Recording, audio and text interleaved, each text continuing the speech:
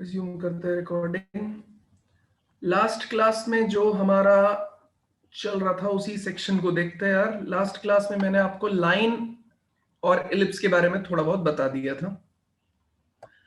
अब मैंने क्या बोला था कि दो चीजें मैंने छोड़ी हैं और कुछ प्रॉपर्टीज छोड़ी हैं, तो मैं वो कुछ प्रॉपर्टीज पहले कंप्लीट करने की सोच रहा हूं। तो वो प्रॉपर्टीज और जो ऑक्सिलरी सर्कल इसेंट्रिक एंगल वाला हिस्सा है, और एक मैंने क्वेश्चन भी दिया था, वो भी आपको यहीं से क्लियर हो जाएगा। ठीक है, तो ये चीजें हम लोग एक बार देख लेते हैं। तो एलिप्स पे चलते हैं यार। हेडिंग लिखिए, हेडिंग लिखिए तब तक अपनी कॉपी में, मैं सामने लिखता हूं तब तक। Equation of an ellipse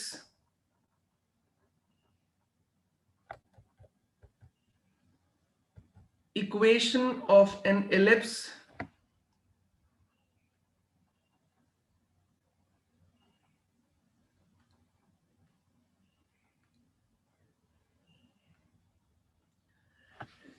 yes लिखते हैं equation of an ellipse referred to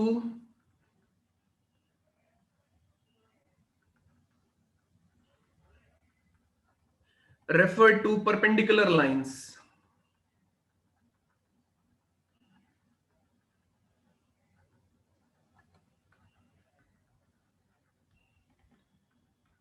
equation of an ellipse referred to perpendicular lines. तो क्या चीज है यार, ये समझा देता हूं। देखो, सिंपल इलिप्स आपके सामने जब होता है तो उसका रेफरेंस हमेशा परपेंडिकुलर लाइंस होती हैं। आपको अनम्यूट होने की परमिशन दे देता है। ये देखिए,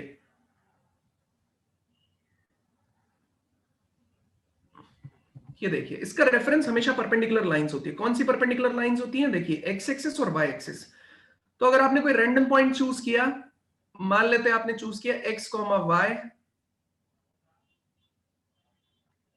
ठीक है, तो ये एक्स एक्सिस है मतलब y इज इक्वल्स टू 0, ये y एक्सिस है मतलब x इज इक्वल्स टू 0। यहां पे आप ध्यान से देखिए, हमने कंसीडर क्या करना है, ये कितना है a, दूसरा वाला कितना है, ऊपर की तरफ देखा जाए तो ये कितना है आपके पास में b। तो आपके पास एलिप्स की इक्वेशन कितनी आती है, x square upon A square plus Y square upon B square is equals to 1। अब बेटा आप अगर इसके बारे में बात करेंगे तो मैं इसे जूम करता हूं, देखो इसके बारे में बात करेंगे तो ये क्या रहेगा आपका y और ये रहेगा आपका x। तो आपने यहां से एक परपेंडिकुलर ड्रॉ किया और यहां से एक परपेंडिकुलर ड्रॉ किया। तो आपने यहां से एक परपेंडिकुलर ड्रॉ किया किसके ऊपर, x इज इक्वल्स टू 0 पे। तो आपने परपेंडिकुलर ड्रॉ किया, तो देखिए यहां से परपेंडिकुलर डिस्टेंस कितना आ रहा है आपके पास में। आप परपेंडिकुलर निकालते कैसे, कोई भी पॉइंट दे रखा है x y, x1 y1, यहां से एक लाइन दे रखी है आपके पास में ax plus B Y plus C is equals to 0। तो परपेंडिकुलर डिस्टेंस d कितना आता है आपके पास में भाई, mod of ax1 by1 plus c upon में कितना आ जाता है, root over a square plus b square के बराबर। वही सेम चीज है, आपने परपेंडिकुलर डिस्टेंस निकाला, यहाँ x कॉमा y पॉइंट है और ये x इज इक्वल्स टू 0 है, तो आपके पास में आएगा कितना, x ही आएगा। ठीक है, तो उसका क्या करना है आपको, उस परपेंडिकुलर डिस्टेंस का करना है स्क्वायर। ठीक है, तो ये परपेंडिकुलर डिस्टेंस यहां से कितनी आ रही है, x ही आ रही है, तो परपेंडिकुलर डिस्टेंस का हम करेंगे स्क्वायर डिवाइडेड बाय, आप देखिए इसके पैरेलल डिस्टेंस कौन सी है, ये a, तो उसका हो जाएगा a स्क्वायर प्लस इसी तरीके से इस पॉइंट से इस लाइन पे परपेंडिकुलर डिस्टेंस। अब ये लाइन कौन सी चल रही है आपके पास में, y इज इक्वल्स टू 0, तो वो परपेंडिकुलर डिस्टेंस कितना हुआ y, तो y स्क्वायर अपॉन में कितना हो जाएगा, b square is equals to कितना हो जाएगा 1। तो x square upon a square plus y square upon b square is equals to कितना चलेगा आपके पास में 1। ठीक है, अब ये आपके पास में कौन है, सिंपल एलिप्स है। अब मैं बात किसकी करने जा रहा हूं यार, ये दूसरे टाइप के एलिप्स की बात करने जा रहा हूं। ये तो मेरा ओरिजिनल एलिप्स है, उसको हम लोगों ने रेफरेंस के तौर पे काउंट किया। अब मेरे पास दूसरा एलिप्स कुछ इस तरीके से है।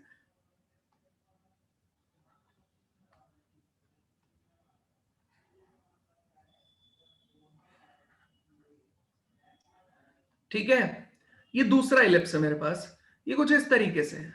मुझे बस इतना पता है कि लाइंस कैसी हैं, परपेंडिकुलर है, बस, और मुझे कुछ भी नहीं पता है। ठीक है, तो ये लाइन में लेके चल रहा हूं a1x plus b1y plus c1 is equals to 0।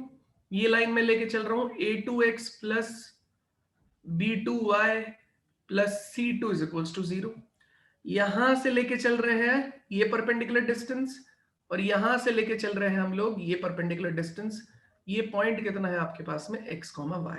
ठीक है, अब देखो यार, आपने बोला कि ये मेरे पास में कितना ले लिया जाए, यहां से यहां तक a लेंथ लिया गया है, यहां से यहां तक b लेंथ लिया गया। ठीक है, तो आपने यहां से परपेंडिकुलर डिस्टेंस कैलकुलेट किया, उसको मैंने बोल दिया कि वो परपेंडिकुलर डिस्टेंस है आपका p1। यहां से कितना है आपके पास में p2।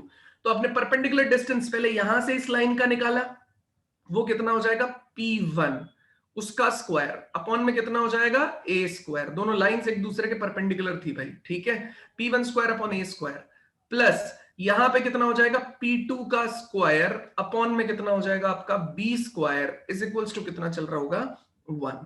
तो p1 स्क्वायर, आप यहां से देखिए ये परपेंडिकुलर डिस्टेंस कैलकुलेट करेंगे तो p1 के केस में कितना आ जाएगा, वही a1x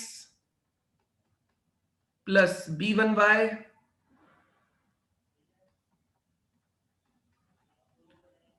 प्लस c1, उसका मॉड, मॉड का स्क्वायर करेंगे तो सिंपल स्क्वायर अपॉन में कितना हो जाएगा a स्क्वायर प्लस यहां से परपेंडिकुलर डिस्टेंस कितना हो जाएगा a2x b2y c2, उसका स्क्वायर अपॉन में कितना हो जाएगा b square is equals to कितना हो जाएगा 1।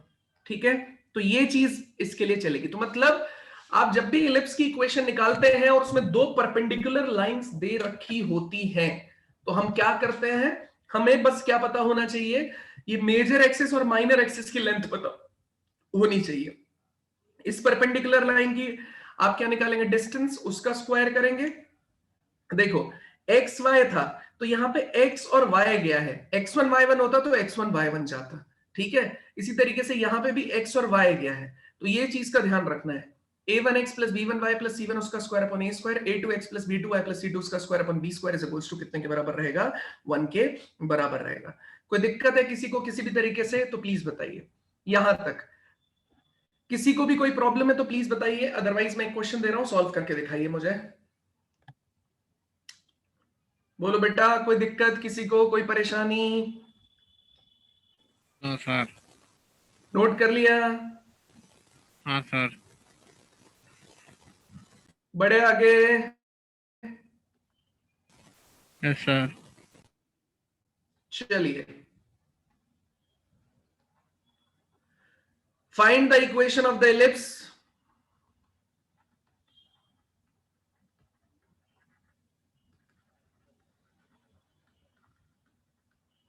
Find the equation of the ellipse whose axes are of length 6 and 2 root 6 and their equation are x minus 3y plus 3 is equals to 0 and 3x plus y minus 1 is equals to 0 respectively।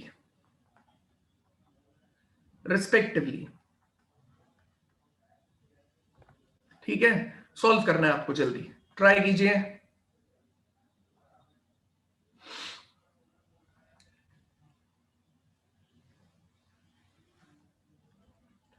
जल्दी try कीजिए, solve करने की कोशिश कीजिए।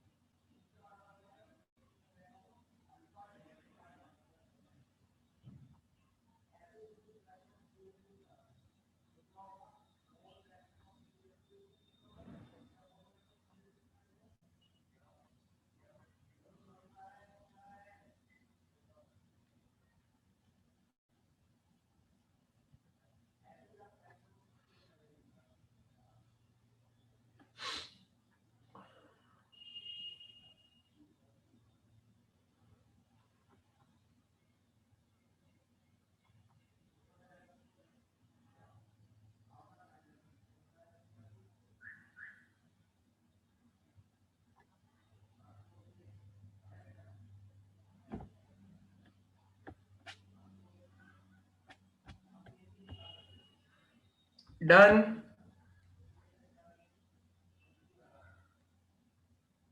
हाँ sir. देखो बेटा, equation of the ellipse whose axes are of length 6 और कितना दे रखा है आपको 2√6 के बराबर, ठीक है। तो अब आपने क्या बोला है, their equation are x minus 3y plus कितना है आपके पास में 3 इज इक्वल्स टू 0, और ये रिस्पेक्टिव है, मतलब इसके हिसाब से ये दे रखा है और इसके हिसाब से ये दे रखा है। तो बस आपको कुछ नहीं करना, ये कितना है आपके पास, देखो परपेंडिकुलर वाला केस उठाएंगे, ठीक है। अब मैंने क्या कंसीडर किया, उस चीज को देखना है। एक ये दे रखा है, ये एक्सेस है अपना और एक ये एक्सेस है अपना, तो मान लेते हैं आपने क्या लिया,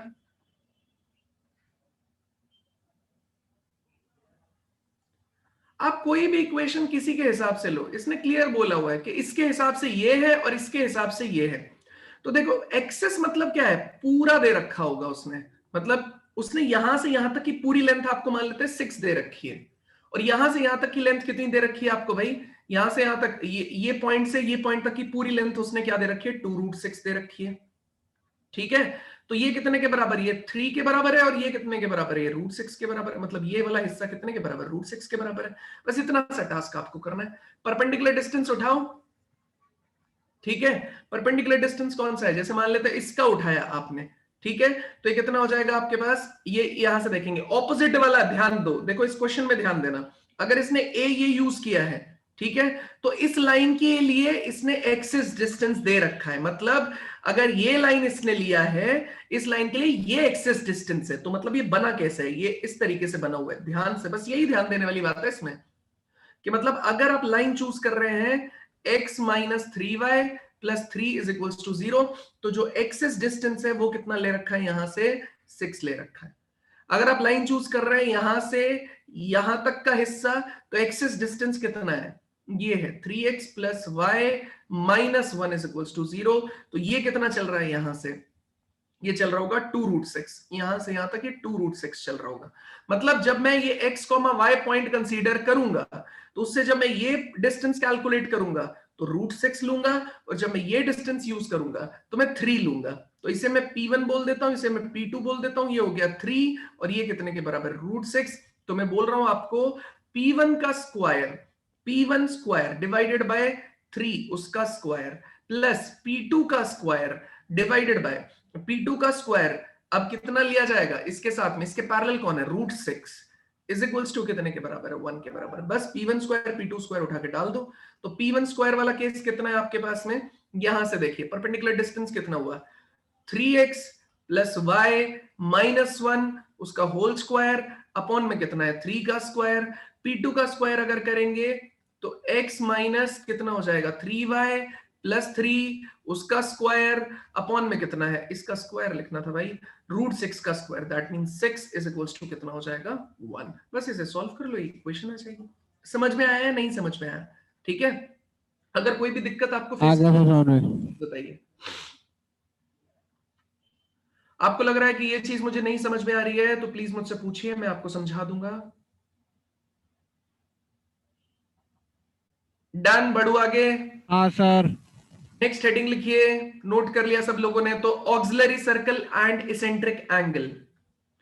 ऑक्सिलरी की स्पेलिंग रहेगी AUXILIARY,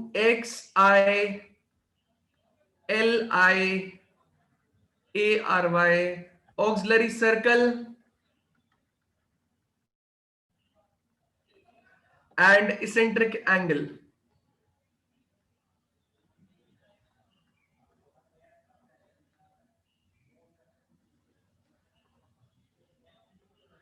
auxiliary circle and eccentric angle.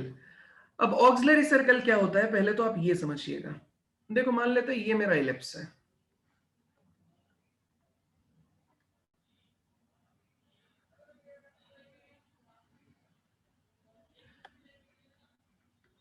A,0 minus A,0 0,B 0,-B।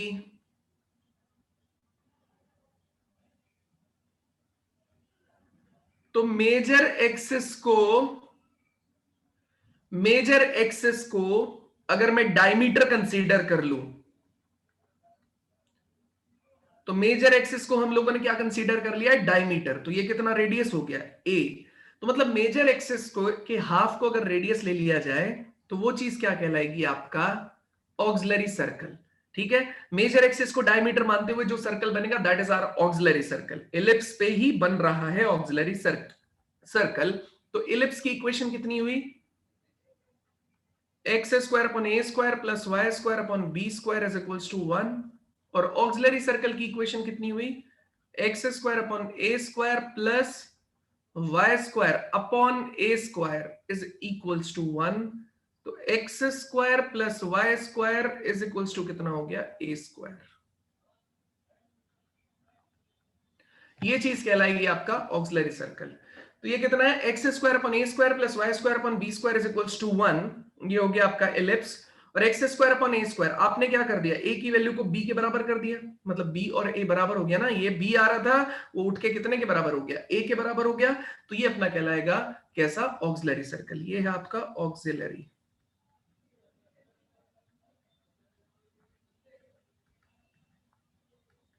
ये ऑक्सिलरी सर्कल है और ये कहलाएगा इलिप्स।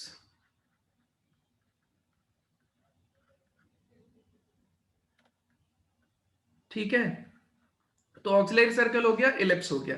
अब मैं बात किसकी करने जा रहा हूं यार, अब मुझे बात करनी है, यहां तक समझ में आया, नहीं समझ में आया। इसेंट्रिक एंगल के बारे में हम अगला डिस्कशन करेंगे, लेकिन अगर यहां तक नहीं समझ में आया तो इसेंट्रिक एंगल के बारे में बात करने का कोई मोटिव नहीं है। बताइए समझ में आया या नहीं समझ में आया। आप क्या कीजिए, जब भी ऑक्सिलरी सर्कल आपको लिखना है तो जो मेजर एक्सिस आपका दे रखा है उसको आप डायमीटर बना दीजिए, मतलब उसका हाफ क्या एक्ट करने लगेगा, रेडियस की तरह एक्ट करने लगेगा, क्वेश्चन सॉल्व हो जाएगा।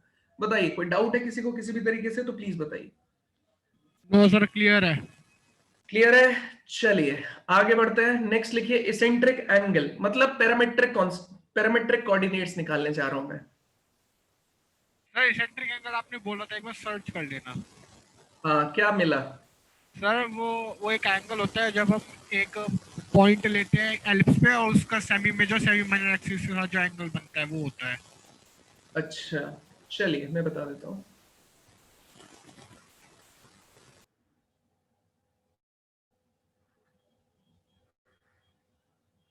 ठीक है, ये बना अपना इलिप्स।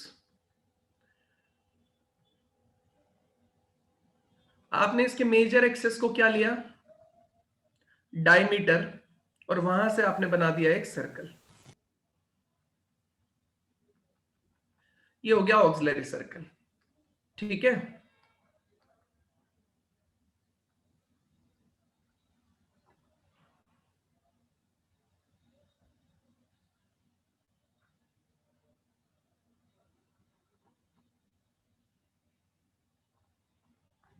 चलिए अब मैंने लिया ये पॉइंट, है ना।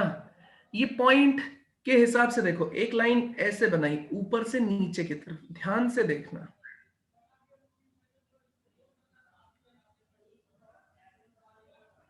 ठीक है, यहां से थोड़ा सा जूम कर लेते हैं।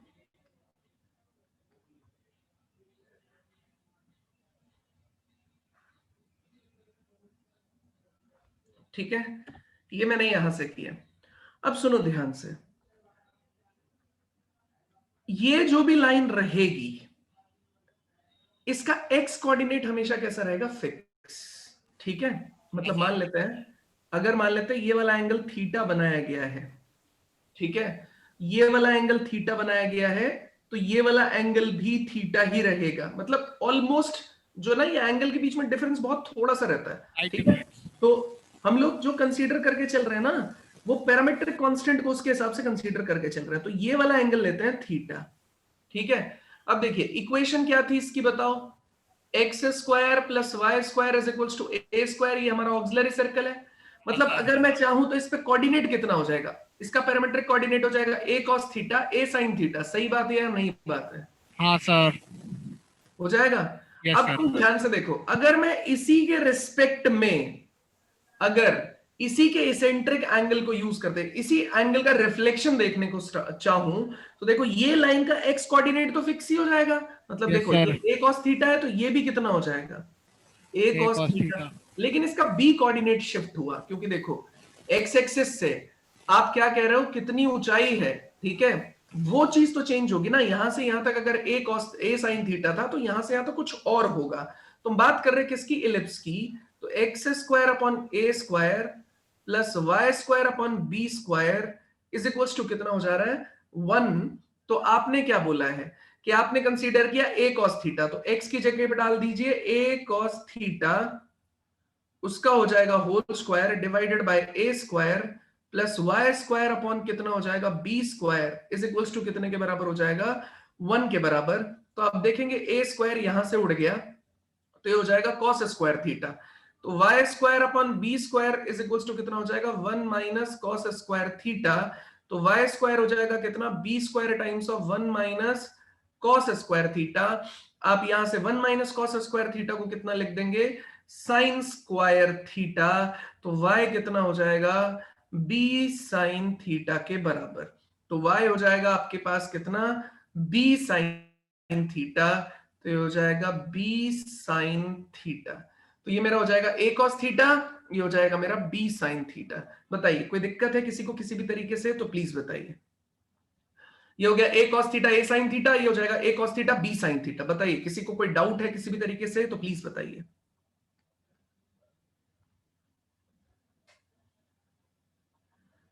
समझ में आया या नहीं समझ में आया, देखो फिर से समझाता हूं। मैंने क्या किया, आपका लिया एक एलिप्स, उसकी इक्वेशन ये है, एलिप्स हमारे पास ये है, उस पे मैंने क्या लिया, एक सर्कल, ठीक है, वो हो गया मेरा ऑक्सिलरी सर्कल। तो ये एंगल कितना था, थीटा। तो मैंने बोला कि ये पॉइंट कितना हो जाएगा, ये पॉइंट हो जाएगा इसके parametric coordinate a cos theta a sin theta, ये पॉइंट हो गया। आपने ये ड्रॉ किया इस पे, ठीक है, y एक्सिस के पैरेलल लाइन।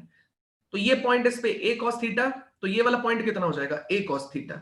अब ये पॉइंट तो फिक्स हो गया, इसे उठा के मैंने इलिप्स पे डाल दिया क्योंकि ये पॉइंट तो इलिप्स पे आ रहा है। तो a cos थीटा डाल दिया, आपने सॉल्व किया, तो बन जाएगा y square upon b square is equals to 1 minus cos square theta, y square is equals to b square times of 1 minus cos square theta, b square sin square theta. तो y कितना हो जाएगा, b sin theta. तो ये point कितना आ जाएगा, a cos theta b sin theta. किसी को कोई डाउट है तो प्लीज बताइए।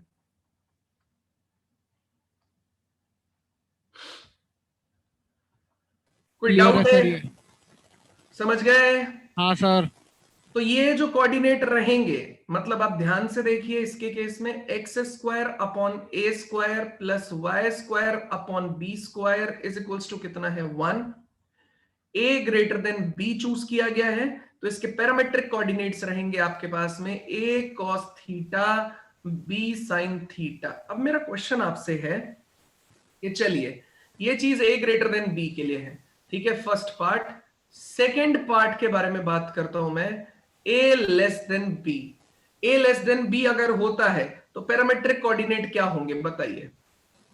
इलिप्स की इक्वेशन सेम है, पैरामेट्रिक कोऑर्डिनेट में कोई चेंज आएगा या नहीं आएगा, क्या रहेंगे क्या नहीं रहेंगे, वो बताइए प्लीज। सर कोऑर्डिनेट्स तो वही रहेंगे, बस ये है कि उसमें जो बी वाला है वो अलग हो जाएगा। बी वाला मतलब क्या हो जाएगा, बी वाला लंबा है उसमें, बस और कोई फर्क नहीं है। मतलब तुम्हारे हिसाब से कोऑर्डिनेट सेम रहना चाहिए। हाँ सर। सही है भाई, एकदम कोऑर्डिनेट के साथ कोई छेड़खानी हो ही नहीं रही है, ए बड़ा है या बी बड़ा है, इसी में तो बात हो रही है, इससे ज्यादा कोई छेड़खानी हो ही नहीं रही है।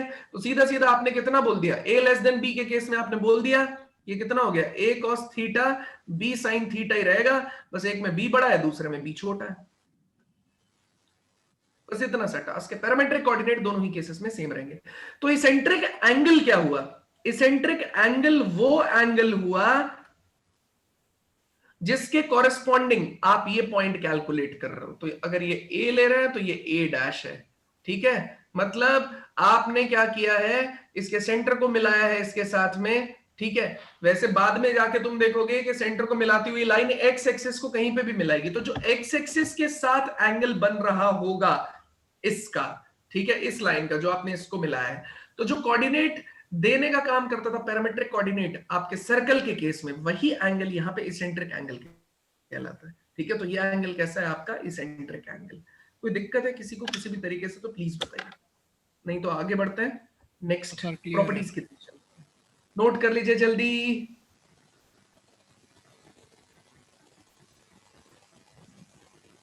कर लिया sir note.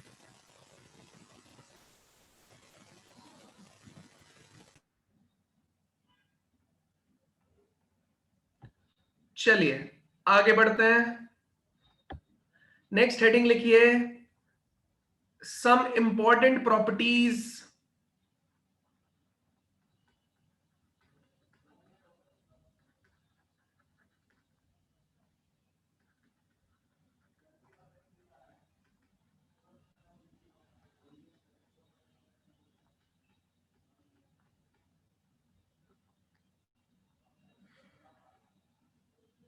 Some important properties of ellipse. Heading लिखिए पहली प्रॉपर्टी, एरिया ऑफ एलिप्स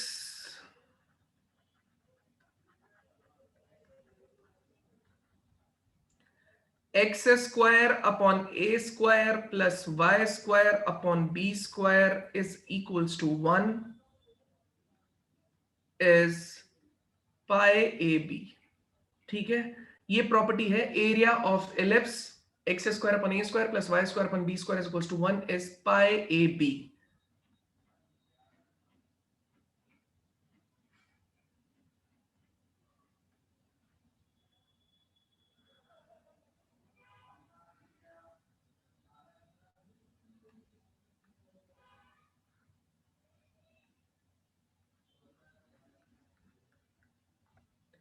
तो area of ellipse x square upon A square plus Y square upon B square is equals to 1 is pi a b. अब देखो area of ellipse अगर आप निकालने की कोशिश करेंगे तो ऐसे केस में ध्यान से देखिए, ये जो एक सेगमेंट है इसका एरिया आप निकालेंगे। ठीक है, तो सर्कल और इस केस में है कितना बस सा डिफरेंस, ये O है, ये पॉइंट कितना है A,0, ये पॉइंट कितना है 0,B। ठीक है, तो ये हिस्सा आपका कितना हो जाएगा, एरिया ऑफ एलिप्स को रिप्रेजेंट करेगा। तो एरिया इज इक्वल्स टू ये 4 टाइम्स ऑफ। ठीक है, अब बताओ इसका एरिया क्या है। अब डिपेंड करता है यार तुम क्या यूज करना चाहते हो। ठीक है, अब सर्कल के केस में कितना हुआ करता था, देखो पाई आर स्क्वायर आता था सर्कल के केस में। सर्कल के केस में पाई आर स्क्वायर क्यों आता है, क्योंकि आप देखेंगे ये भी रेडियस कितना होता है आर, ये भी रेडियस कितना होता है आर। तो एक तो तरीका डायरेक्टली ये अज्यूम करने का है कि पाई इंटू कितना हो रहा है आपके पास में आर इंटू आर। अब आप बोलोगे सर ये पाई इंटू आर को ध्यान से देखा जाए तो वो हमारे पास होता है, लेकिन आप कौन सा हिस्सा यूज कर रहे हो तो उसके हिसाब से भी सारा का सारा काम होता है। तो एक तो डायरेक्ट तरीका ये है ये देखने का कि पाई ए बी क्यों आया है, क्योंकि सर्कल के केस में पाई आर आता था, ये भी आर है, ये भी आर है, और यहां पे कितना है पाई ए और पाई, ये ए हो गया रेडियस, ये वाला मेजर एक्सेस वाला, माइनर वाला कितना है बी, तो इसलिए यहां पे अगर ए इज इक्वल्स टू बी हो जाएगा तो ये वाला एरिया मिल जाता है, ये सर्कल का एरिया होता है। लेकिन अगर आपका दिल नहीं मानता है कि यार ये क्या उलझुल सा एक्सप्लेनेशन दे दिया, तो ठीक है कोई दिक्कत नहीं है, तरीका अपने पास में कौन सा भी है, तरीका अपने पास है, आप ये मान लीजिए किसका स्ट्रिप अज्यूम कर लीजिए एक्स एक्सिस पे,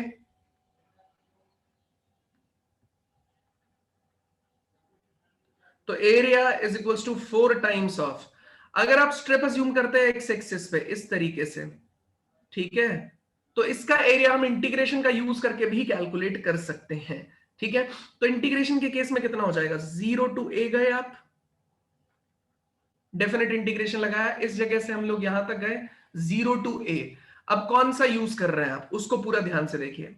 अब बताइए x square upon A square plus Y square upon B square is equals to 1, strip आपने लिया एक्स एक्सिस पे, तो ये कितना हो जाएगा y square upon B square is equals to 1 minus x square upon में कितना है ए स्क्वायर, तो वाई इज इक्वल्स टू ये मल्टीप्लाई हो जाएगा, तो बी स्क्वायर अपॉन ए स्क्वायर उसका होल अंडर रूट चल रहा है 1 माइनस एक्स स्क्वायर के बराबर, ठीक है, टाइम्स ऑफ ए स्क्वायर के बराबर। भाई आपने एलसीएम लिया ना, A square minus x square upon A square, B square multiplication में हुआ, उसने लिया प्लस माइनस, लेकिन हम कौन सा हिस्सा चूज कर रहे हैं, केवल अपर पोर्शन, तो इसलिए नेगेटिव यहां से हटा दिया जाएगा, केवल प्लस चलेगा। ये वाला हिस्सा देखो बी स्क्वायर ए स्क्वायर ये बाहर आ जाएगा, तो ये कितना हो जाएगा B upon A under root कितना आ जाएगा ए स्क्वायर माइनस एक्स स्क्वायर। मतलब अगर मैं चाहूं तो इसे क्या लिख सकता हूं 4 टाइम्स ऑफ बी अपॉन ए आ गया ये बाहर, ये कितना हो जाएगा आपके पास में 0 to a root over A square minus x square times of कितना हो जाएगा dx हो जाएगा। भाई अच्छा ठीक है जी, इतनी बात समझ में आ गई, तो मैं इसे b upon a 4 times of 0 to a root over A square minus x square dx में लिख सकता हूं क्या? बिल्कुल लिख सकता हूं। अगर इस हिस्से की बात की जाए तो ये एरिया ऑफ सर्कल रिप्रेजेंट कर रहा है, ठीक है। एरिया ऑफ कौन सा सर्कल रिप्रेजेंट कर रहा है? देखो x square plus Y square is equals to a square होता, ये हमारा ऑक्सिलरी सर्कल होता है बेटा। इसका एरिया अगर आप निकालने बैठेंगे ना तो ये पॉइंट कितना है a कॉमा 0, ये पॉइंट कितना है 0 कॉमा 0, तो ये कितना हो जाएगा 0 to a root over A square minus x square dx is equals to y। ये इसका है, लेकिन 4 हिस्से हैं तो 4 से मल्टीप्लाई कर दीजिए, तो एरिया ऑफ सर्कल रिप्रेजेंट करेगा which is pi A square के बराबर होगा। तो इसका आंसर कितना आ जाएगा b अपॉन ए इंटू पाई ए स्क्वायर। एक ए ने एक ए काट दिया तो पाई ए बी फिनिश। बताइए कोई दिक्कत है किसी को किसी भी तरीके से? तो प्लीज बताइए। कोई दिक्कत है किसी को किसी भी तरीके से? तो प्लीज बताइए। ये आंसर आ जाएगा पाई ए बी। कोई टेंशन, कोई समस्या, कोई परेशानी किसी को हो तो मुझे बताएं। डन है सर ये। डन है? हाँ सर। बड़े आगे। हाँ सर। यहां तक समझ में आया सब लोगों को? कोई भी डाउट हो फटाफट नोट कर लो इसको। समझना बहुत इंपॉर्टेंट है भाई, समझ जाएंगे तो काम बन जाएगा। अभी अपने पास कोई प्रेशर नहीं है ऐसा हार्ड एंड फास्ट के भैया सिलेबस भगाना है या कुछ करना है, कोई दिक्कत नहीं, आराम आराम से सब हो जाएगा। सर लेकिन वो केमिस्ट्री वाले सर तो कह रहे थे कि इस साल 4 एग्जाम होने हैं। अभी आया तो है, लेकिन अभी सीबीएसई की मतलब बोर्ड ने तो अभी तो मिनिस्ट्री ने बोला है ना, एजुकेशन मिनिस्टर का कहना है कि 4 लेंगे, नीट पे कोई इफेक्ट नहीं डालेंगे, है ना। 4 हाँ अटेम्प्ट सर। देंगे। लेकिन ठीक है, जो भी आएगा उस पे उसके बाद एक बार आने तो दो नोटिस, उसके बाद ठीक है भगा, सर। है ना। मेरा कहने का मतलब देखो, वैसे भी 4 होंगे तो फरवरी वाले को तो हम वैसे भी टारगेट नहीं करके चल रहे ना, क्योंकि ओके इतना सर। सा है ना। हमारा टारगेट रहेगा मार्च अप्रैल और मई वाला फिर, ठीक है। फरवरी वाले को तो हम देखेंगे कितना परसेंट, और चारों में से बेस्ट लिया जाएगा। हाँ समझ रहे हो सर मेरी ये बात? पता है। हाँ। है ना। तो देखो, या तो हम इसे क्रैश बना दें। क्रैश बनाने का मतलब क्या होता है, इतना फास्ट कराएं कि बस 1.5 महीने में सब कुछ बरी, ठीक है। तो कोई फायदा नहीं होने वाला ना, ठीक है। आराम आराम से करो, आराम आराम से सही रहेगा तो ही आउटपुट आएगा। बहुत ज्यादा पेस बढ़ाने से कोई फायदा नहीं होने वाला। Okay sir. कोनिक्स के बाद कौन सा चैप्टर स्टार्ट करोगे? कोनिक्स के बाद हम कैलकुलस स्टार्ट करेंगे यार। बड़े बड़े सेक्शन पहले निकाल देंगे आदित्य, फिर छोटे छोटे रह जाएंगे। ट्रिगो रह जाएगा अपना, वेक्टर 3D रह जाएगा, और एलजेब्रा के टॉपिक्स रह जाएंगे। तो एलजेब्रा के तो ऐसे है कि आप चाहो तो 2 दिन में एक चैप्टर खत्म कर सकते हो, उस पर काम तेजी से हो सकता है। कोनिक खत्म हो जाएगा, उसके बाद हम स्टार्ट करेंगे सीधा अपना कैलकुलस, ठीक है। चलिए बड़े, हो सेकंड गया, नोट करिए। हाँ कर लिया। हो गया सर, हो गया। चलिए सेकंड पे चलते हैं यार। सेकंड, सेकंड बोल रहा है द रेशियो ऑफ, लिखते जाइए, the ratio of area of any triangle P Q are inscribed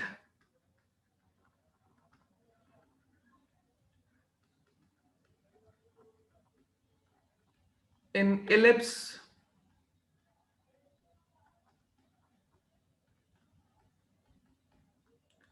one,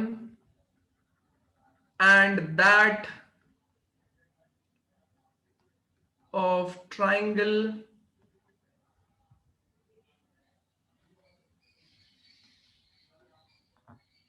formed by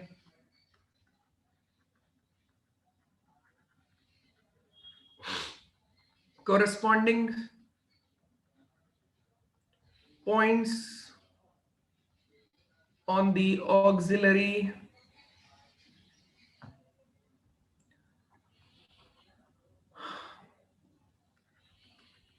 circle is b by a। इसका ये कहना, ratio of area of triangle P Q R inscribed in the ellipse and that of triangle formed by corresponding point on auxiliary circle is B by A. चलो भाई ये बात भी करके देख लेते हैं क्या कहना चाहता है। यहां पे हम लोग प्लॉट करेंगे,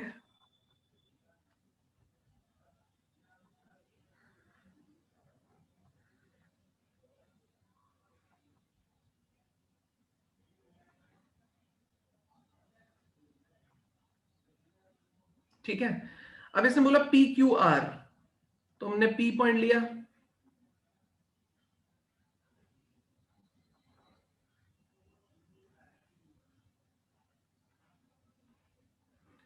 अब देखो इसके कॉरेस्पॉन्डिंग देखो, ये P है, ये Q है और ये R है, ठीक है, इलिप्स पे।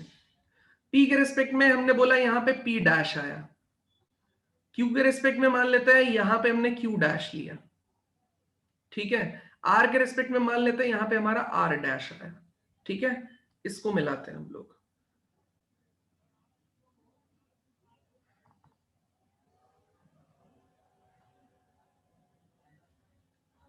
ठीक है, P कितना हो जाएगा मेरे पास में, A cos theta B sin theta. अब ये थीटा की जगह बेटा हर पॉइंट के लिए तो चेंज होगा ना, तो थीटा 1 ले लो। क्यू के केस में कितना हो जाएगा, A cos theta 2 B sin theta 2।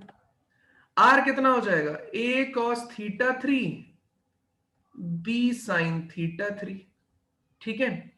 इसी तरीके से आप ध्यान से देखेंगे तो ये कितना हो जाएगा, A cos theta 1 B sin theta 1, तो ये कितना हो जाएगा, A cos theta 1 A sin theta 1,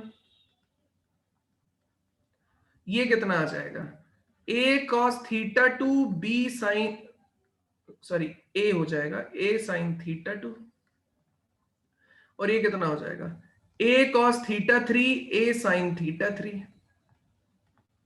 ये सब 3 पॉइंट्स आ जाएंगे, ये सिंपल है आपके पास में।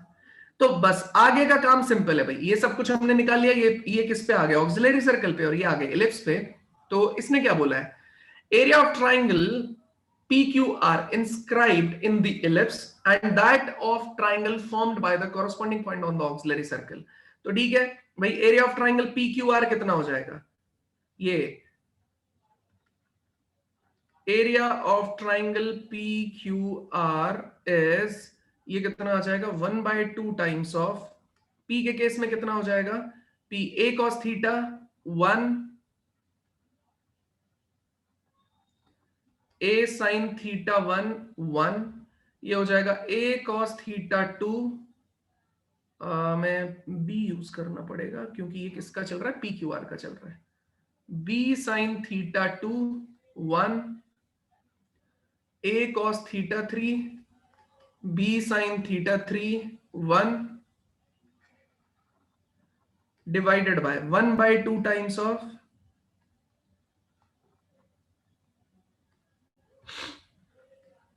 A cos theta 1 A sin theta 1 1 A cos theta 2 A sin theta 2 1, ये कितना आ जाएगा A cos थीटा 3। कौन सा फॉर्म लगाया मैंने, ये ट्राइंगल मेथड में हम डिटर्मिनेंट का यूज करते हैं ना, ठीक है। डिवाइड में क्या आ जाएगा, अब ये इक्वल टू वाले को ले आते हैं यहां से उठा के बीच में, ठीक है, ये हो जाएगा area of triangle P dash Q dash R dash, इसने इसको उड़ा दिया। देखो ध्यान से आप देखेंगे तो यहां से क्या बाहर आ सकता है, A, यहां से क्या बाहर आ सकता है B, तो ये हो जाएगा AB। इसी तरीके से यहां से आएगा A, यहां से क्या आएगा A, तो ये हो जाएगा AA। अच्छा, ऊपर का डिटर्मिनेंट एज इट इज,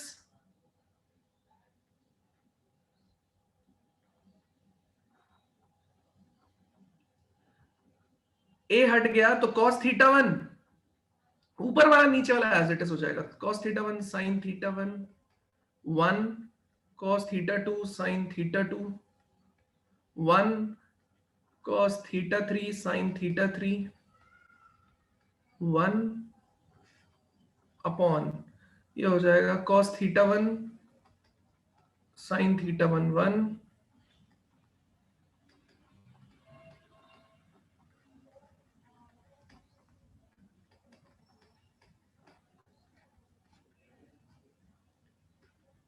बचा कितना बताओ, ओवरऑल रिजल्ट देखेंगे तो कितना बच गया, B अपॉन A। एरिया का रेशो कितना आ गया, B अपॉन A। यही चीज इसने बोली थी, यही चीज इसने थ्योरी में बोली थी कि भैया अगर आप रेशो लोगे किसका, उन पॉइंट्स का जो आपने इलिप्स पे लिए हैं, कॉरेस्पॉन्डिंग पॉइंट्स का जो आपने उसके ऑक्सिलरी सर्कल पे लिए हैं, तो उनका जो रेशियो निकल के आएगा दैट इज b/a। जल्दी बताइए, डाउट है किसी को किसी भी तरीके से तो प्लीज पूछिए, नहीं तो आगे बढ़ा जाए।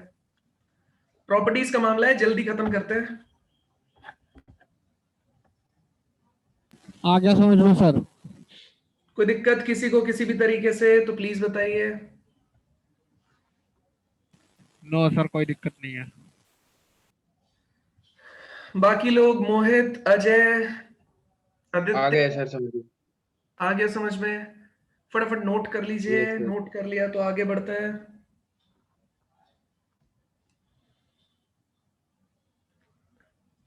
हो गया सर नोट। हो गया। चलिए, अब दो प्रॉपर्टीज हैं, दो प्रॉपर्टीज को मैं आपको ट्राई करने के लिए देता हूं, घर से आप ट्राई करके देखेंगे।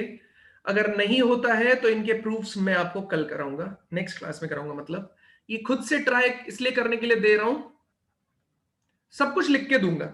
Semi latus rectum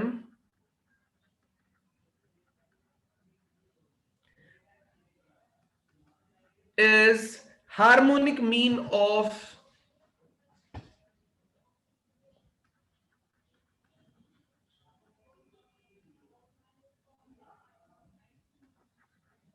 semi-latus rectum is harmonic mean of segments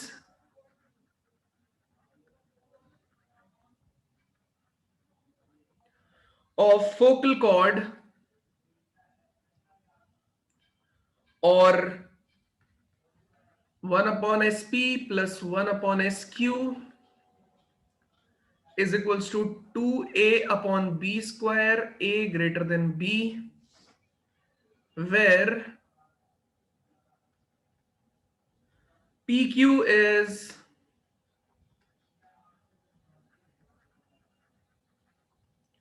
focal chord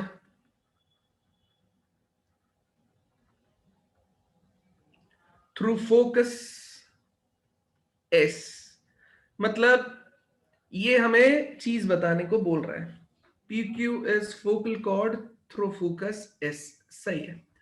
तो सेमी लेटस रेक्टम का क्या मतलब होता है बेटा? एक बात बताओ, इलिप्स के केस में लेटस रेक्टम कितनी होती है? लेटस रेक्टम का मतलब लेंथ ऑफ लेटस रेक्टम यहां या यहां कितनी होगी? 2b² a, इसके बराबर होता है ना। तो सेमी लेटस रेक्टम का मतलब है इसका हाफ, दैट इज b²/a, इसके बराबर रहेगा। ठीक है, b²/a इसके बराबर रहेगा ये। कोई दिक्कत है किसी को किसी भी तरीके से तो प्लीज बताइए। No sir. नहीं, इसको कोई आपको दिक्कत प्रूव नहीं है। करना है। तो semilatus rectum is the harmonic mean. Harmonic mean के बारे में आइडिया है क्या? थोड़ा बता दूं?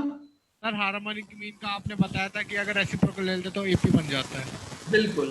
तो अगर मेरे पास 3 नंबर्स दे रखे हैं तो रिलेशन बता देता हूं हार्मोनिक मीन का क्या होता है। अगर मेरे पास में ए, बी और सी 3 एचपी में दे रखे हैं हार्मोनिक प्रोग्रेशन में, तो 1 अपॉन ए, 1 अपॉन बी और 1 अपॉन सी ये किसके अंदर हो जाएंगे भैया? एपी में हो जाएंगे।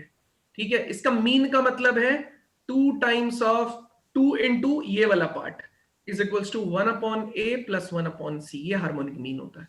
ठीक है, ये हार्मोनिक मीन को रिप्रेजेंट करने का तरीका होता है। एलसीएम वेलसीएम लेके अगर मैं इसे सॉल्व करूंगा तो बी जो है वो मेरा हार्मोनिक मीन कहलाएगा। तो b is equals to 2ac अपॉन a प्लस c से रिप्रेजेंट होएगा। तो b is equals to 2ac अपॉन a प्लस c से रिप्रेजेंट होएगा। That is our harmonic mean. ठीक है, बताइए कोई दिक्कत किसी को किसी भी तरीके से तो प्लीज पूछिए। सर कोई दिक्कत नहीं।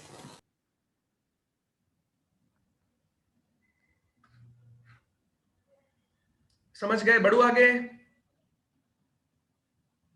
हाँ सर। चलिए, तो ये इसमें एसपी और एसक्यू क्या है? पी और क्यू आपने पॉइंट चूज किए होंगे फोकल कॉर्ड के एंड पॉइंट्स। ठीक है, तो कोई भी फोकल कॉर्ड के एंड पॉइंट और एस आपका फोकस ले रखा है। तो मतलब अगर आप फिगर बनाना भी चाहेंगे, कंफ्यूज नहीं होना है। ये दिया, ये दिया, ये इलिप्स लिया, तो ये हो गया एस, ये हो गया पी और ये हो गया क्यू। अगर ये फोकल कॉर्ड है तो यहां से यहां तक के डिस्टेंस निकालना है, यहां से यहां तक के डिस्टेंस निकालना, 1 upon SP plus 1 upon SQ को इसके बराबर प्रूव करके देखना है। ठीक है, बड़े आसानी से हो जाएगा। दूसरे को देता हूं आपको, सेकंड मतलब फोर्थ। तो फोर्थ पार्ट के बारे में बात करते हैं। Fourth part, circle described on focal length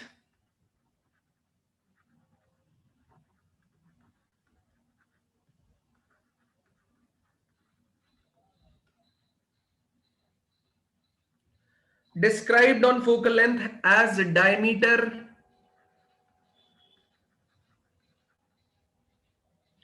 always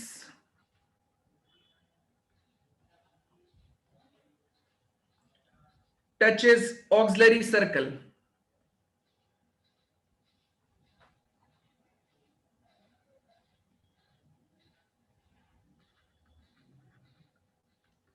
Circle described on focal length as diameter always touches auxiliary circle. ठीक है, अब ये बोल रहा है कि आपने फोकल लेंथ, अब फोकल लेंथ क्या होगी, देखो मान लेते हैं आपने ये लिया,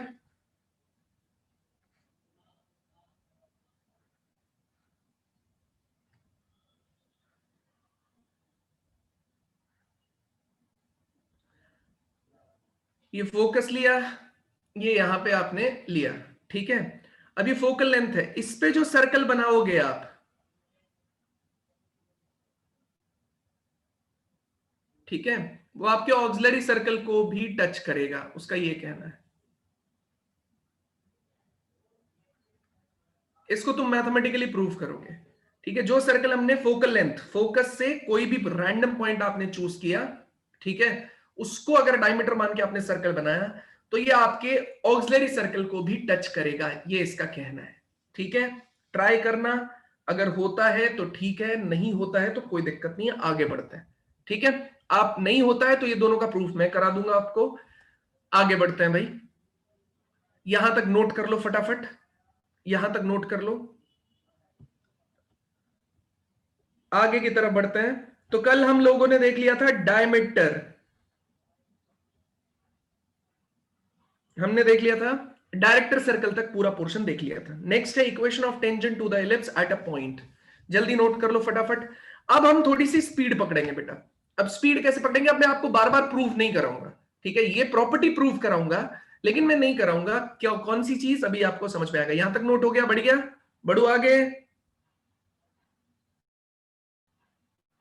हाँ सर, बढ़ू आगे, चलिए नेक्स्ट देखिए, नेक्स्ट है टेंजेंट से रिलेटेड, सो टेंजेंट लिख देते ऊपर,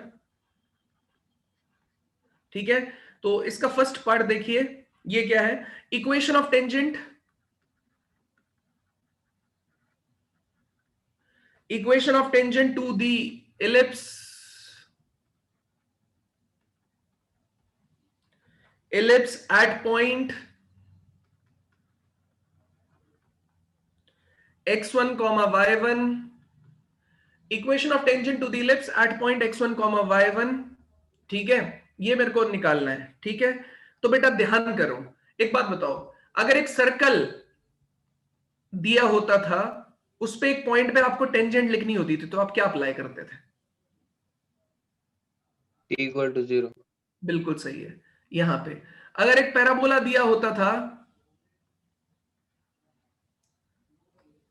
और वहां पे अगर आपको एक पॉइंट पे टेंजेंट लिखनी होती थी, तो आप क्या अप्लाई करते थे? t is equals to 0। ये पॉइंट भी मिला हुआ है दोनों जगह, हम लोगों को ये पॉइंट मिले हुए हैं, ये भी x1 y1 है और ये भी x1 y1 है, तो हम क्या अप्लाई करते थे? t इज इक्वल्स टू 0 लगाए, इस केस में equation of tangent, t is equals to 0 लगाए, इस केस में इक्वेशन ऑफ टेंजेंट। सही बात है या नहीं? अरे बोलो। हाँ सर। तो इक्वेशन ऑफ टेंजेंट यहां से, इक्वेशन ऑफ टेंजेंट यहां से कैलकुलेट हो जाता था। इलिप्स के केस में भी क्या हो जाएगा? इलिप्स के केस में भी क्या हो जाएगा? t is equals to 0। यार बात खत्म ना, क्यों इलिप्स के केस में हम अलग करेंगे? इलिप्स हो, सर्कल हो, पैराबोला हो, हाइपरबोला हो, सबके केस में अगर एक पॉइंट आपका उसी ग्राफ पे है, तो इक्वेशन ऑफ टेंजेंट कैसे निकाली जाएगी? ये पॉइंट हो गया आपका कितना? x1 y1, तो t इज इक्वल्स टू 0 लगाएंगे, इक्वेशन ऑफ टेंजेंट आ जाएगी। इलिप्स कितना था? x square upon a square, y square upon b square is equals to 1, t is equals to 0 लगाओ, कितनी आ जाएगी? x x1 अपॉन a square, y y1 upon b square is equals to 1। ये equation of tangent आ जाएगी। बताओ कोई दिक्कत है क्या?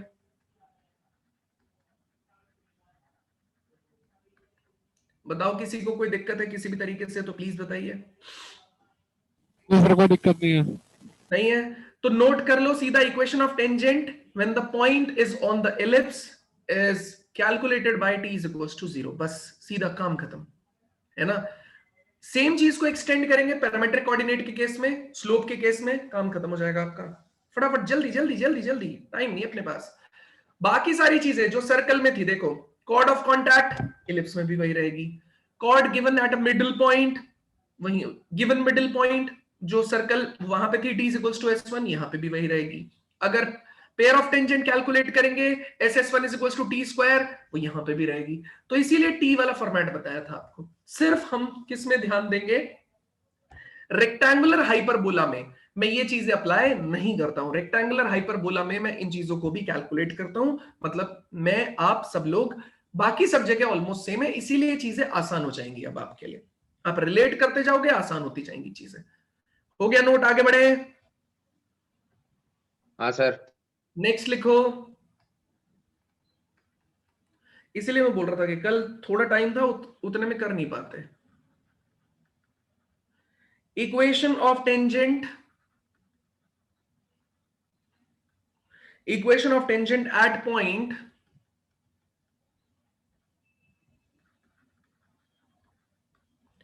a cos theta b sin theta।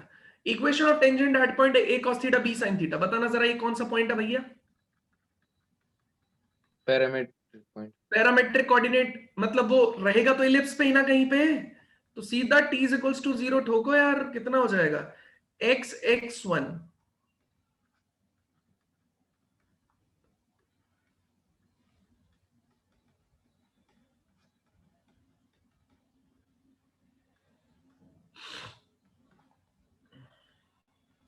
कितना हो जाएगा x cos theta upon a।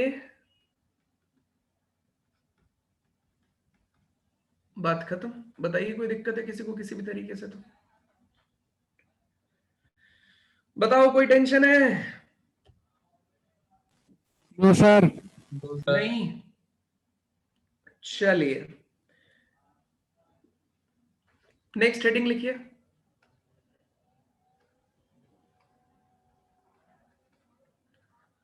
Equation of pair of tangents from a given point x1 comma y1। Equation of pair of tangent from a given point x1 comma y1 निकाल सकते हो। Ellipse कौन सा use कर रहे हैं, ये हो गया इलिप्स। एक पॉइंट यहां पे है, ठीक है। पॉइंट कितना हो गया आपके पास में x1 comma y1। इलिप्स कितना हो गया x square upon A square plus Y square upon B square is equals to 1। Equation of pair of tangent कितना हो गया s s1 is equals to t square. अभी तो बताई चीज, बोलो कोई दिक्कत है किसी को किसी भी तरीके से तो प्लीज बताइए।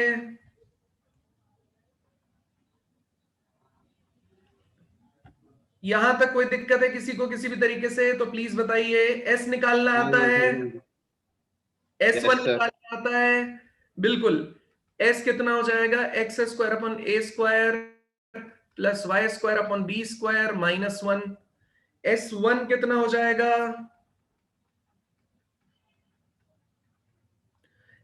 S1 x1 स्क्वायर अपॉन ए square y1 square upon B square minus 1। t कितना हो जाएगा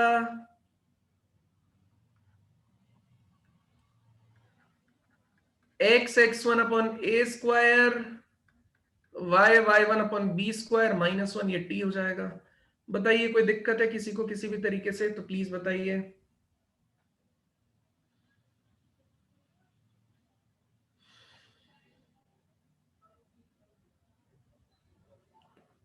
बताओ कोई डाउट है।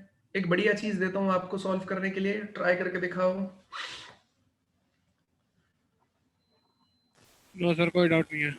कोई डाउट नहीं है? बढ़ू नो सर। आगे? हाँ सर। चलिए नेक्स्ट लिखिए, point of contact,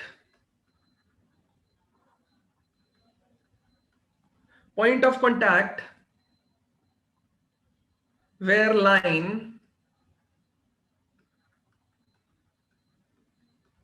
y is equals to mx plus c touches the ellipse.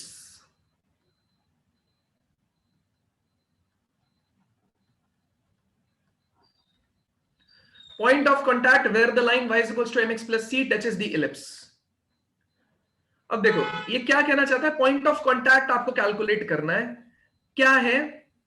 अब देखो मैंने क्या बोल दिया कि भैया मान लेते हैं मेरे पास ये इलिप्स है, एक बार जल्दी जल्दी देखना है इसको, आपको निकाल के दिखाना है मुझे, पॉइंट मिनट लगेगी बस, ठीक है। इस पे इसने बोल दिया कि ये लाइन है मेरी, अरे यार इसने बोल दिया मेरी ये लाइन है भैया y is equals to mx plus C, ये मेरी y is equals to mx plus C, इस पॉइंट पे टच कर रही है, तो ये पॉइंट मान लेते हैं x1 y1। मुझे x1 y1 के कोऑर्डिनेट बताओ। मतलब बेसिकली उसने हमारे पास x1 y1 दिया नहीं हुआ था, ठीक है, ये तो हमने मान लिया है कि x1 y1 पे टच कर रही है, ठीक है। तो ये किस पॉइंट पे टच कर रही है वो बताओ मुझे, ठीक है। वो पॉइंट कैलकुलेट करके बताओ, कंडीशन नहीं, वो पॉइंट कैलकुलेट करके बताओ। तो तरीका सुनना सब लोग यार, ये इंपॉर्टेंट पार्ट होता है, सर्कल में भी पूछा जाता है, पैराबोला में भी पूछा जाता है, इलिप्स में भी, हाइपरबोला में भी। तो हम क्या कर लेते हैं, x1 y1 पॉइंट मान लेते हैं, यहाँ पे x1 y1 पॉइंट मान लिया मैंने, ठीक है। अब मैं क्या करूंगा इसमें, अब मैं x1 y1 लगा के t is equal to 0 apply कर दूंगा, ये मैंने लेट कर लिया है। आप अल्फा कॉमा बीटा भी ले सकते हैं, आपकी मर्जी है, अल्फा कॉमा बीटा ले लेते हैं। ये मान लिया मैंने कि ये पॉइंट भैया क्या करेगा इस लाइन पे, ये अल्फा कॉमा बीटा है। तो हमने क्या बोला कि अल्फा कॉमा बीटा यहां पे हो गया। आप क्या कर सकते हैं, किसकी इक्वेशन निकाल सकते हैं, इसकी टेंजेंट की इक्वेशन निकाल सकते हैं, है ना। तो टेंजेंट की इक्वेशन कितनी हो जाएगी, इस पे अगर मैं अप्लाई करूंगा t is equals to 0 apply करूंगा, तो t इज इक्वल्स टू 0 आपने अप्लाई किया तो x alpha upon a square, यहां पे कितना हो जाएगा y beta upon b square is equals to 1। एक चीज और, y is equals to mx plus c, ये तो इसी टेंजेंट की इक्वेशन आ गई जो हमने लेट किया था पॉइंट, उस पे कंसीडर करके t इज इक्वल्स टू 0 लगा के, तो ये हो गई equation of tangent at assumed point alpha beta. अब एक बात बता रहा हूं, y is equals to mx plus c अगर मेरा क्या है बेटा, टेंजेंट है इस इलिप्स पे, तो हमने टेंजेंट ऑफ एक लाइन, एक आपके इलिप्स पे टेंजेंट है, तो tangent sorry condition of tangency कितना होगा, ये y is equals to mx plus c की जगह कितना डाल देता है a square m square plus b square, याद है ना ये तो, अरे बोलो। अगर एक हाँ लाइन सर। एक इलिप्स पे क्या है टेंजेंट है, तो ये कंडीशन ऑफ टेंजेंसी हो जाएगा y is equals to mx plus c की वैल्यू हो जाएगी root over a square m square plus b square plus minus में। तो ये भी इस टेंजेंट की इक्वेशन है और ये भी इस टेंजेंट की इक्वेशन है, दोनों को कंपेयर कर दो। कंपेयर करने का तरीका मैंने सिखाया हुआ है आपको, ठीक है। एक बार कंपेयर करके जल्दी रिजल्ट बताना, दोनों को कंपेयर करो, कंपेयर करके जल्दी रिजल्ट बताओ।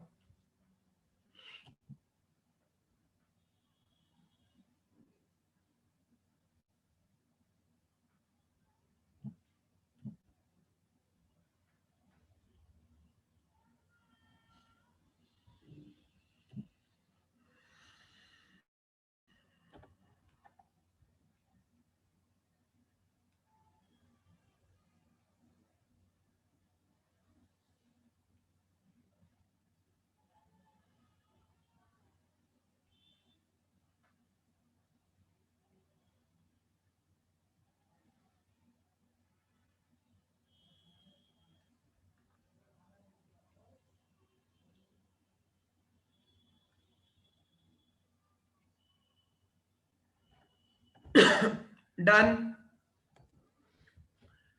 कुछ नहीं है, कितना हो गया भैया, ये हो गया mx माइनस वाई, यहां पे कितना हो गया plus minus root over a square m square plus b square is equals to 0। ऐसे इसको कर लो, ये कितना हो जाएगा alpha upon a square times of x, यहाँ पे आ जाएगा कितना, plus beta upon B square times of y minus 1 is equals to कितने के बराबर हो गया, 0 के बराबर। तो ये कितना आ जाएगा, alpha upon A square upon M is equals to, ये हो जाएगा beta upon B square divided by minus 1 is equals to, ये कितना आ जाएगा, ये तो अल्फा अपॉन एम, ये बीटा अपॉन, ये कंडीशन हो गई, minus 1 upon plus minus root over कितने के बराबर है, ए square M square plus B square के बराबर। भाई दोनों ही सेम इक्वेशन को रिप्रेजेंट कर रहे हैं, सेम इक्वेशन को रिप्रेजेंट कर रहे हैं, तो उसका मतलब कितना होता है, ये alpha upon A square divided by m, beta upon B square divided by minus one upon this condition. बस सीधे सीधे कितना हो जाएगा, ये इससे क्रॉस मल्टीप्लाई हो जाएगा, तो अल्फा इज इक्वल्स टू कितने के बराबर, माइनस एम अपॉन में ए स्क्वायर टाइम्स ऑफ, ये आ जाएगा, यहां से देखिए 1 अपॉन रूट ओवर ए square M square plus B square, इसके सामने चल रहा था प्लस माइनस, ठीक है कोई दिक्कत नहीं है। बीटा की बात करेंगे तो बीटा माइनस माइनस तो क्या हो जाएगा, कैंसिल, ये हो जाएगा b square divided by plus minus root over A square M square plus B square, ये हो जाएगा point of contact. Alpha comma beta was point of contact.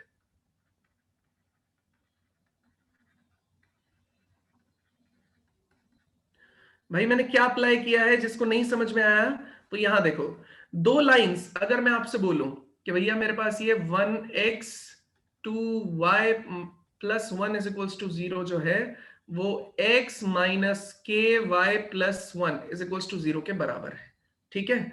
तो आप क्या बोलेंगे कि k की वैल्यू -2 हो गई, लेकिन अगर मैं इसे 2 के बराबर कर दूं, 2x माइनस के प्लस 1 इज इक्वल्स टू 0 के बराबर है, या फिर मैं इसे इसके बराबर कर दूं कि यार ये जो पार्ट है ना, ये वाला पार्ट मेरा 3 के बराबर है, ठीक है, तो हम कंडीशन में परेशान हो जाएंगे। फिर भी मैं बोलूं दोनों इक्वल हो रहा है, तो आपको क्या करना पड़ेगा भाई, चेक करके देखना पड़ेगा, ठीक है। तो कैसे, ये हो जाएगा 1/1, ये कितने के बराबर हो जाएगा 2 अपॉन माइनस के, और ये कितने के बराबर हो जाएगा आपका 1/3, ठीक है। अगर वो होगी तो के की सेम वैल्यू आनी चाहिए, दोनों कांस्टेंट है तो के की सेम वैल्यू आनी चाहिए, अगर दोनों कांस्टेंट नहीं है तो गड़बड़ है, ठीक है। जैसे मैं मान लूं यहां पे मान लेता कि देखो इस केस में अब 1 आ गया था ना, तो ये दोनों लाइन कभी बराबर हो ही नहीं सकती। रीजन क्या है, क्योंकि इन दोनों का रेशो बन ही नहीं रहा। इसका रेशो देखो, ये इसका रेशो अलग आ रहा है, इसका रेशो का तो चलो हम बराबर भी कर सकते हैं, लेकिन इसका रेशो इससे अलग हो गया, तो दोनों लाइन एक दूसरे से इंटरसेक्ट भी कर सकती हैं, ठीक है। तो सिचुएशन उसके हिसाब से है कि अगर आप बराबर करना चाहते हैं तो दोनों लाइन को इक्वल करने का तरीका वही है। जैसे दूसरा एग्जांपल उठाते हैं कि अगर मैंने बोला कि चलो ठीक है, ये बात आपकी मानी है ना, हमने बोल दिया कि ये वाला पार्ट जो है ये वाला भी 3 के बराबर है, ठीक है, ये वाला 3 के बराबर है और ये -2 के बराबर है, ठीक है। अब मेरे पास कोई लाइन दे दी जाए और बोल दी जाए वो लाइन और ये लाइन सेम है, तो सेम होने का मतलब क्या है, कोएफिशिएंट्स का रेशो सेम होना चाहिए। आपको बोला गया था a1x b1y c1 is equals to 0 और a2x b2y c2 is equals to 0। अगर ये दोनों लाइन एक दूसरे को रिप्रेजेंट करेंगी, सेम ही लाइन है, एक के ऊपर दूसरी लाइन है, तो इनके कोएफिशिएंट्स का रेशो क्या होना चाहिए, बराबर होना चाहिए। तो कोएफिशिएंट्स का रेशो क्या हो गया इस केस में, बराबर। तो मुझे क्या करना पड़ेगा, जो भी लाइन मिलेगी उसके कोएफिशिएंट के रेशो को बराबर करना पड़ेगा। सेम काम मैंने यहां पे किया है। मैंने क्या माना, अल्फा कॉमा बीटा माना, उस पर t इज इक्वल्स टू 0 लगा के टेंजेंट की इक्वेशन लिख दी, ठीक है, ये टेंजेंट की इक्वेशन आ गई। और यहां पे आपने ये y is equals to mx plus minus root over a square m square plus b square का यूज किया। ये मेरे पास दूसरी टेंजेंट की इक्वेशन आ गई y is equals to mx plus c में, क्योंकि इसमें तो मैंने कंडीशन ऑफ टेंजेंसी लगाया है बस। तो दोनों लाइन को मैंने बोला ये तो सेम ही लाइन है, बस मैंने कोएफिशिएंट्स को कंपेयर कर दिया, अल्फा बीटा की वैल्यू आ गई। ये पॉइंट ऑफ कांटेक्ट कहलाता है। ये सच में क्वेश्चन आता है बार बार, ये जेई के लिए तो इंपॉर्टेंट क्वेश्चन है, ये मान लो, क्योंकि उसमें ये क्वेश्चन दे देंगे, आधे ज्यादा लोगों को समझ नहीं आएगा मामला चल क्या रहा है, ठीक है। तो ठीक है यार, यहां तक का हिस्सा प्लीज आप लोग सॉल्व करके लेके आइएगा, समझ के लेके आइएगा। आई होप आप लोगों ने पैराबोला को करना शुरू कर दिया